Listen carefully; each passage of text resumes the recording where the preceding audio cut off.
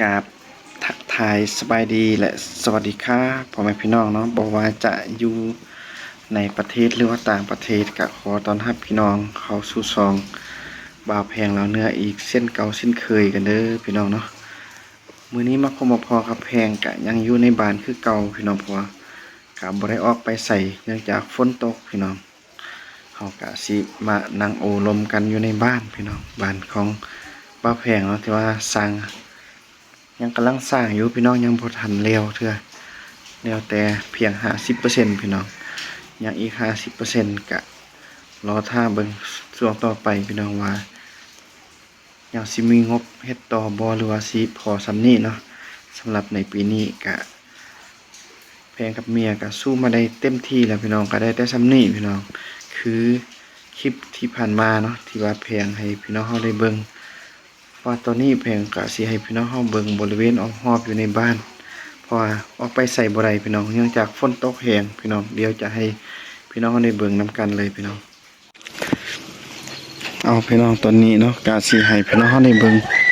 บริเวณรอบๆอยู่ในบ้านพี่น้องเพราะออกไปใส่บ่ได้กันแล้วพี่น้องก็บริเวณรอบบ้านก็เป็นแม้แต่ขี้ตมพี่น้องนี่สังเกตเบิ่งฝนก็กำลังฝอยอยู่ย่อยๆกันอยู่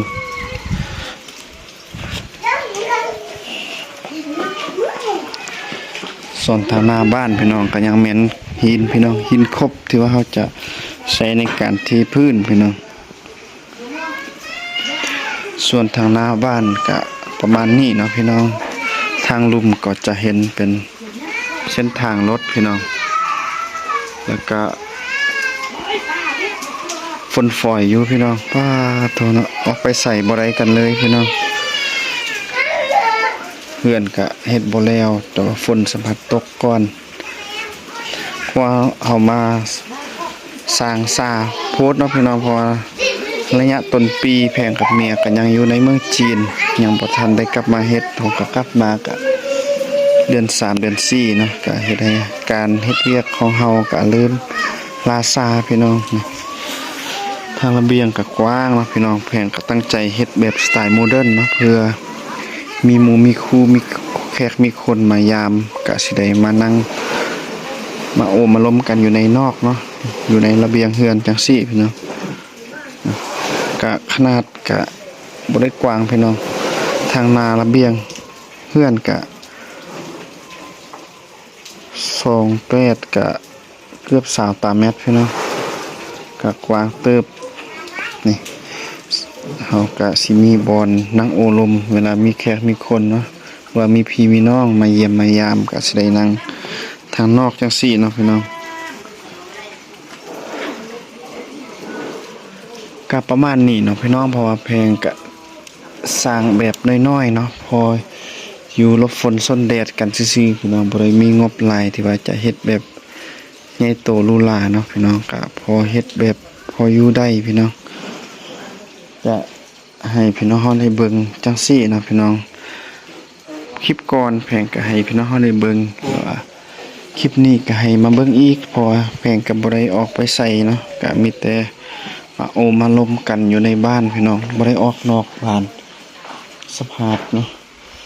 เบิ่งพี่น้องฝนฝอยย่อยๆอยู่พี่น้อง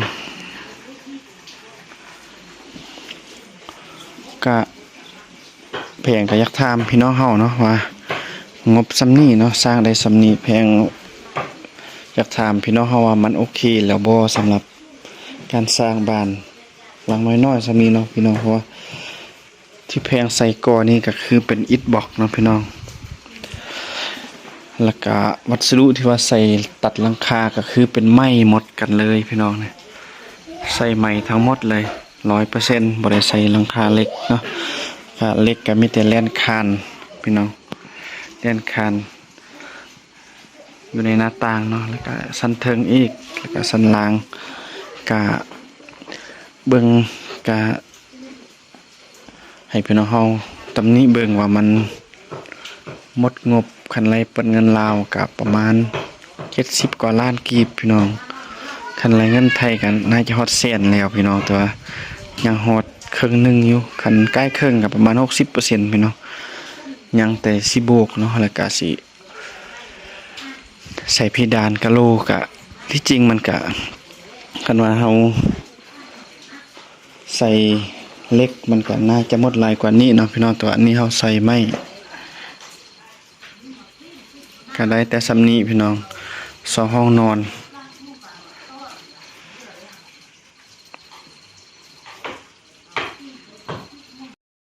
เอาเนาะพี่น้องหลังจากที่ว่าเฮาเบิ่งทางในบ้านเนาะแล้วก็สิให้พี่น้องเฮาได้เบิ่งทางนอกเนาะหรือว่าทางหน้าบ้านเนาะเล็กๆน้อยๆเพราะฝนตกแห้งนะพี่น้องเฮาออกไปก็มันเปียกเนาะพี่น้องเฮาก็สิให้พี่น้องเฮาเบิ่งเล็กๆน้อยๆเนาะเอาเป็นว่าจะเป็นจังไดก็ไปเบิ่งนํกันเลยพี่น้องเอาเนาะพี่น้องตอนนี้แพงก็สิออกมานอกเนาะ